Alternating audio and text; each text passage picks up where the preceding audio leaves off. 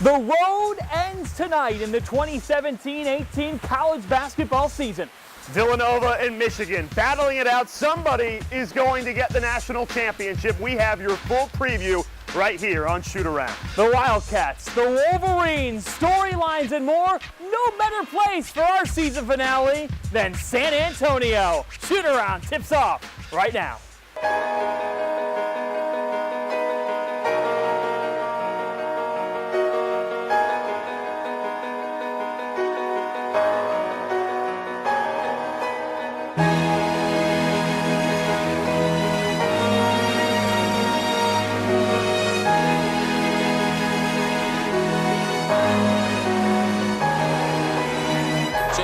Picked up by Booth, hit it out, give it to the basket off the glass, got it! Dante hits another one, DiVincenzo. Back door, Bridges, nice catch. Oh! Woo! Whoa! Pascal! Nice bounce pass. DiVincenzo up and in. Look at this. How about that move? Oh boy. Brunson goes right back at him. Brunson dribbles it off his foot. DiVincenzo likes to count. Are you kidding me? Bounce for Spellman.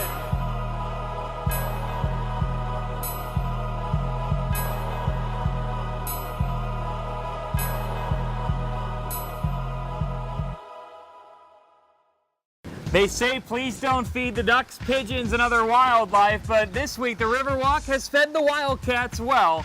As we welcome you on the Riverwalk here, Jay Alter, John Fanta to set the table for the title game. Wildcats, a dominant performance against Kansas. The two #1 seeds left on that side of the bracket, and Villanova comes up, 22-4 run. Wildcats did not look back.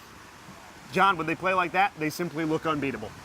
Their best is untouchable, and that just speaks volumes about what they've done the last 5 years. 164 wins, and now looking for the cherry on top.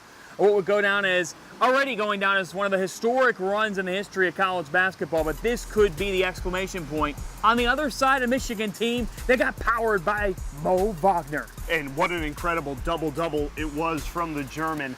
And you know what? A lot of comparisons between this Michigan and Villanova team because of Wagner. He's the Amari Spellman for this Michigan team. He can step outside, make a jumper, he grabs boards. A lot to dissect in this fun matchup. Is this the best run in modern college basketball history? CBSSports.com's Reed Forgrave wrote a great column. He's on the show later. But first, we dive into Fast Break.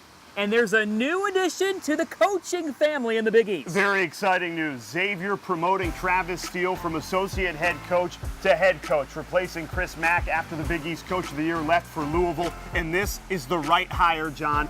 Everybody that surrounded this Xavier program backed Steele for the job, and he got it. Including Chris Mack. And who better than the all-time wins leader at Xavier than Mack to give that seal of approval. He said it even when he got awarded Big East Coach of the Year. A lot of people thought this was a foregone conclusion. Well, now it's a reality, and Steele gets the culture of the program, the recruiting mindset of Xavier. There's a reason why they've been to 12 in the last 13 NCAA tournaments, and you have to think he can keep it going. And what more do you need when you have former players coming out and saying, this is the guy? No need to do interviews. Xavier hired Travis Steele.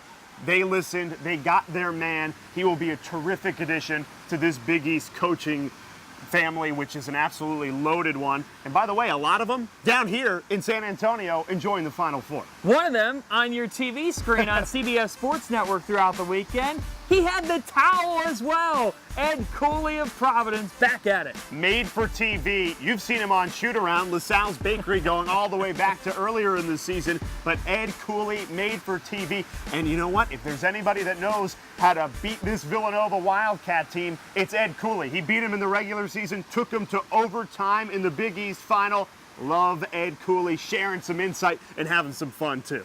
Coach Cooley, I'm asking you now for a return trip to LaSalle Bakery. Heck, I'll buy the pepperoni and spinach calzones. That was a highlight of our offseason. It really was. We had a lot of fun. It's funny, this is going to be our last episode, win or lose for Villanova, of the 2017-2018 college basketball season. A lot of good memories, but certainly Ed Cooley at the top of that list. So some Big East coaches here, players obviously for the 3-on-3 tournament and the other contests, and some GOATs. basketball goats all over, and they've been tweeting about the Wildcats' run. Well, Chris Paul is all over Jalen, congratulating Brunson on the National Player of the Year, and then he showed up to see JB do it in person. Really awesome moment there. And a lot of famous point guards coming to San Antonio. And Steve Nash, really cool. Jalen Brunson, great story there. Check this out. When Brunson heard that Nash was at the game on Saturday.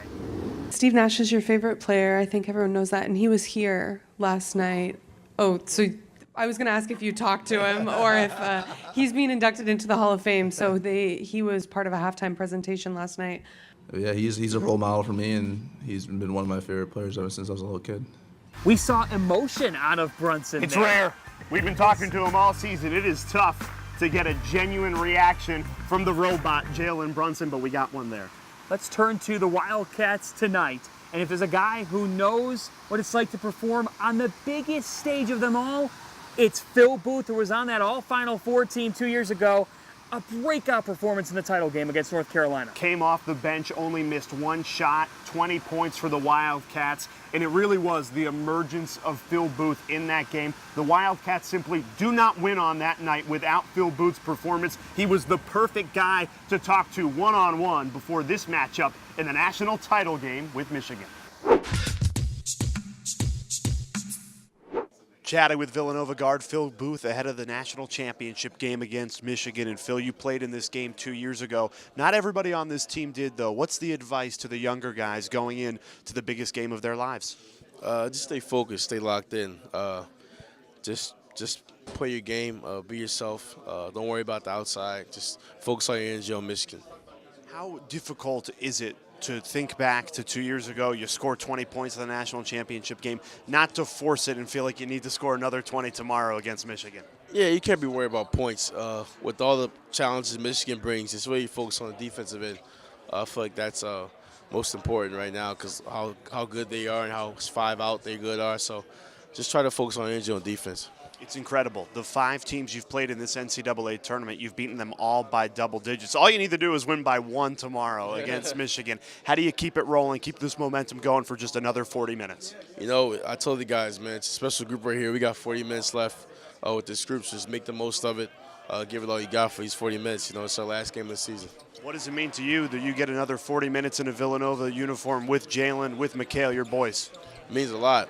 We've built a great friendship over the years. Me and Mikhail lived together in my freshman year. So just a chance to be on the court with them again in this stage is nothing but it's the best thing I could ask for. And I know you only get a 24-hour turnaround with Michigan, but what do you know about the Wolverines? What do you have to look out for tomorrow? They're very good, sharing the ball, unselfish team. Play 5 out, can really shoot it well. Play very, very well together on both ends of the floor. So they'll be a tough challenge for us. Thanks, Phil. No problem. Great stuff there from Phil Booth. And you think about what Villanova's on the verge of accomplishing, and Phil's been one of the mainstays in that, trying to get 2 national championships in 3 years. This is part of an insane run over the last half-decade. It really is. You take a look at the last 5 years and what this Villanova program has built, and really all they're missing is this second title to stamp what has been a dynasty in college basketball. And credit to Jay Wright, because this Villanova program, they had not tasted success, sustained success for a 5-year period until he did it with the emergence of the new league and the new Big East. And it's a credit to the type of player he recruits. The Phil Booths, the Jalen Brunsons, the Mikhail Bridges. Because most guys, after they win a national championship or win 30 games, you know what they do? They leave. They go to the NBA draft. Right. And you know what you do at Villanova? You stay and you win 30 games the next year, compete for a national championship. And it's interesting because that landscape could be changing at Villanova. Jay Wright has said that doesn't mean that he doesn't like to get one-and-done players. But what he wants to get are players who are committed to the program and also to getting a college education. They have set a new kind of standard in college basketball that you would not expect to see in the year 2018, but yet it has happened, and it's been incredible to see what they've done. Now, they have 6 redshirt players on their roster, but when you talk to those players, they credit that gap year to how they got better as players and people in this system. And you look at this 5-year run, the most wins of any NCAA men's basketball program, and you think, what was the difference? And a lot of people said, well, they did it without first-round NBA talent. That's going to change this season. I think there's 3 players on this roster that could be in the first round. many, yeah. With Jalen Brunson, Mikal Bridges, and the emergence of Amari Spellman, folks, you have to talk about it. He's playing like an NBA player these last couple of weeks. The other element is this. Stylistically, the game has changed, and Jay Wright actually said, even John Beilein, who better than him to say, well, this is Golden State Warriors type stuff. And Jay Wright says, you try to evolve the way you play based on the NBA. I watch what the great teams do. Yes, Villanova looks like the Warriors, and that's the thing. This is not an anomaly, and I brought that up with Reed Forgrave. We talked about that and much more on this historic run. I'm joined by CBSSports.com's Reed Forgrave. And Reed, you wrote a column last night about Villanova's win, and we've both seen this team the last 5 years and what they've done. I think that one thing that comes to mind is you said it wasn't an anomaly. Not at all. We've been to Villanova practices, and you see the type of culture that Jay Wright has developed at this program. And in my view, best culture in college basketball. The players run the practices, but not in the way that, like, it's a country club where the players go out and do what they want to do. It's they go out there and they're ready for business. He recruits the guys that want to play Villanova basketball. And what has come out of this season is not just a great offensive team, but a historically great offensive team. Second best offensive efficiency since offensive efficiency has been measured. So, yes, last night was absolutely incredible. Hitting 18 threes in a Final Four game. That start, 22-4. It was absolutely ridiculous. Yet, if there's any team in college basketball that you told me in October was going to do that this year, I'd pick Villanova. There's that adage, there's that phrase out there, well, they live by the 3. Reed, why do they live by it so successfully? Yeah, it's a great. They do live by the 3. They shoot more threes than almost any team in college basketball, and they make more threes than almost any team in college basketball. And it's. I don't think there's much. This isn't brain surgery. It's like you get 5 guys on the floor at any one time, and they can all shoot the ball. They can all dribble the ball. They can all pass the ball. It's positionless basketball at its finest. These are. I don't want to overstate the NBA comparisons because NBA teams are up here and college teams are down here. That's the way it works. But these are the Golden State Warriors of college basketball, hands down. Let's turn to the Nova-Michigan showdown. What will this one come down to? 3-point defense. Michigan has one of the best 3-point defenses in college basketball. That's what I'm writing about tonight. And I went and talked with players about this and was talking with Jaren Simmons about what makes this 3-point defense special, what it is that John Beilein does that's so incredible. And he's like, man, if you give up a contested 3 in practice, he's not happy. If you give up an uncontested 3 in practice, you're running to the top of the Chrysler Center. They really are an incredible defensive team, and it's not just like they're contesting threes at the last minute, wildly running out to the 3-point line. They don't allow teams to shoot many threes.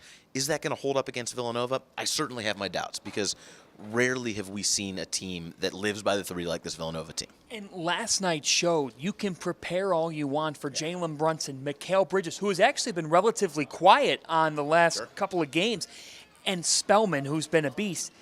You don't prepare for Eric Paschal to make all but one field goal like he did last night, 10 of 11. Yeah, I mean, what we saw at the beginning of the game was Spellman, Udoka Azubuike had no answer for him. And it was almost like an impossible team for Kansas to defend. Is this an impossible team for Michigan to defend? I think Michigan's a much better defensive team than Kansas.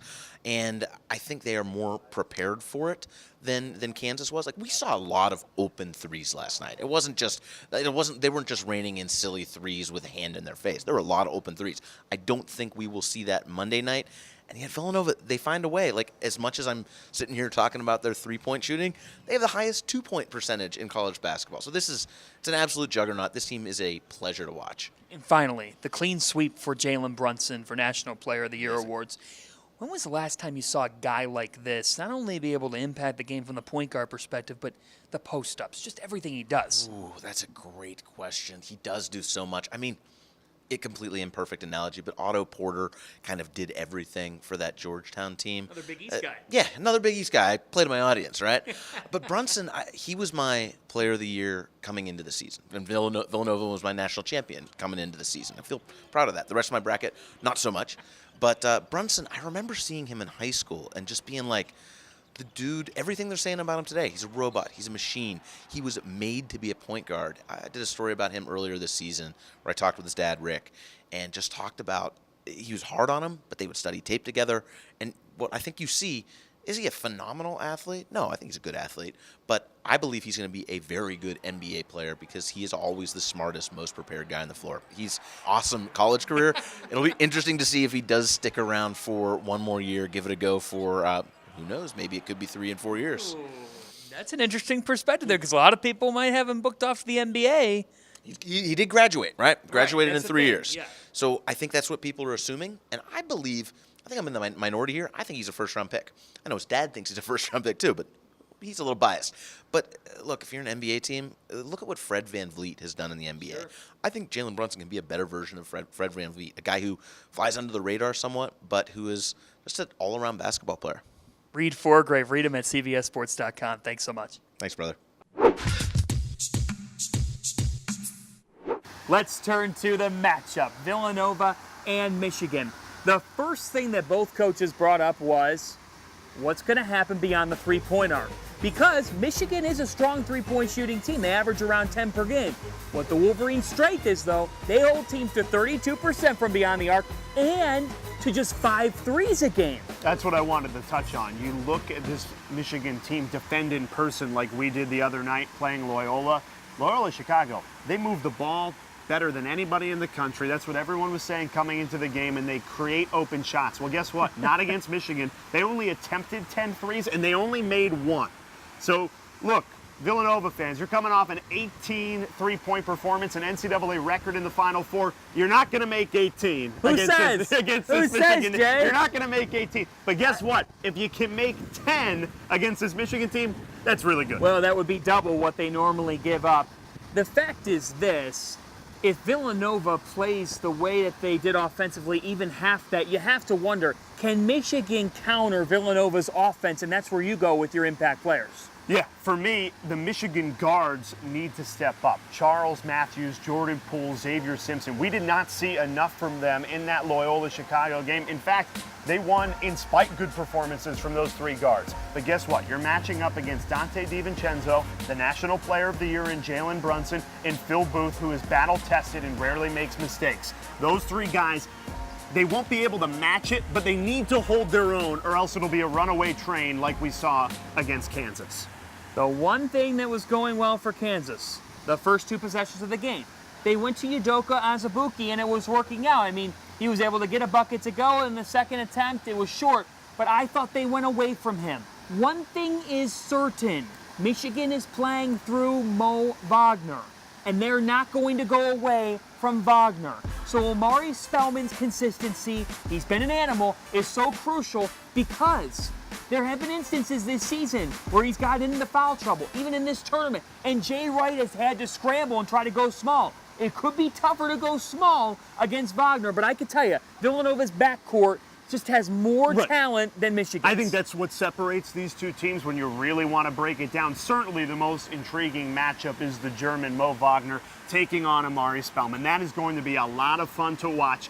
And there was a lot of talk, leading up to the game. You talked to the players about Omari Spellman's diet. I don't know why that came out as a story. Well, guess what? You know what's on the menu Monday night? A little schnitzel. Because Omari Spellman, I think he's got the edge over the German Mo Wagner. Wow. I really do, because it's the word we keep hearing this NCAA tournament, physicality. And Wagner's got it, but I don't think he has it at the Spellman level inside.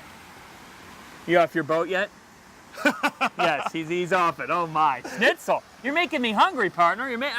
I think it's a fascinating big man showdown. We were discussing it off air. Like, this is so unique to see these 2 guys with these skill sets. Is it the only 2 teams in the country that truly have a 5 that can consistently step out and make a jump shot like these 2 can? And no. The other thing is Michigan's got to make it a grinder. I mean, this could not be a game played in the low 80s, high 80s. I don't see it. We'll see. The reason why this Wolverines team is here, John Beilein's done an incredible job, but it's defense. We always know Michigan. Like, I talked to Laval Jordan, a former assistant of Beilein's, and Laval's always said, John Beilein is an offensive technician. This year, they've gotten it done with stops. They are going to need the ultimate defensive performance to take down Villanova, because this is one of the best offensive teams in the last 20 years. Matt Norlander said that himself. All right, you've heard from us. Now we'll hear from the guys that will be playing in the game in just an hour from now. John Beilein, Jay Wright, and their players. It's the national championship. Here's what they had to say. Every time you come up here, you just kind of pinch yourself like, we're still here. This is really cool. And now having a chance to play Michigan, Big Ten champions, in the championship game is a thrill. I think it starts with our preparation. We try to prepare ourselves for the most difficult situations. When it comes to it happening in game time, I feel like as a team, we're ready. He's a complete player, and they got a lot of those guys, and that's why they're playing tomorrow night. That's why they have all those wins. We're not too high, we're not too low. We're just really trying to stick together through it all, and I think it's the perfect word for that is attitude.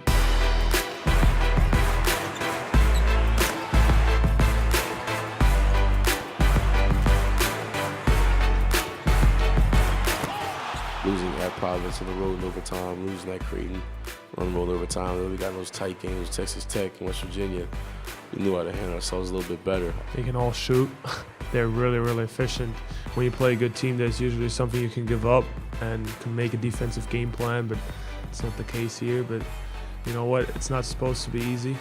It's a national championship. He's definitely a tough cover. So, you know, you're not going to completely shut him out. He's going to make plays, but you got to just make it as hard as possible on him.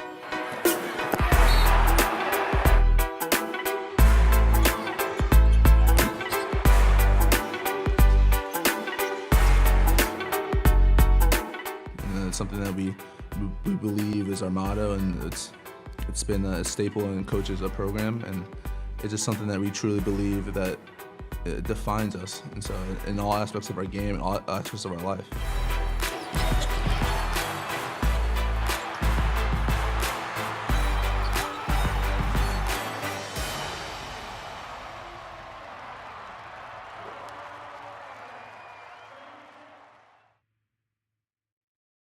Our final segment of the 2017-18 season on Big East Shootaround, and so a couple thank yous. First to our fans and followers. You guys have been outstanding all season. And then we've got several guys to thank. We have an incredible crew that we work with. Ujosh Patel, Brad Zach, our guys in the trenches every single day. Rick Gentile leading the way, our executive producer, and then truly everybody at the Big East. John Paquette, Stu Jackson, Val Ackerman, everybody has made Big East Shootaround possible this past year. And I'll thank you, partner. It's been a fun ride.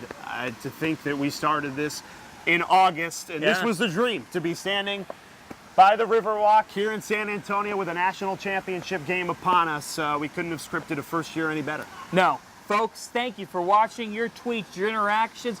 We'll have off-season programming for you, of course. We even have something in the works with that Go Patrick Ewing. I had asked him earlier in the season, could I ever play for you? Maybe this summer. A little teaser for you. That could become a reality. I want to see. How's your jumper? I want to see you take on Govan and Derrickson in the post. That wouldn't go very long, partner. That wouldn't go very long. But we appreciate all you for watching and our entire crew. This guy as well, Jay Alter. I'm John Fanta. We'll have coverage after the game as the Wildcats, 40 minutes away from more history. A second title in 3 years. Tune in tonight.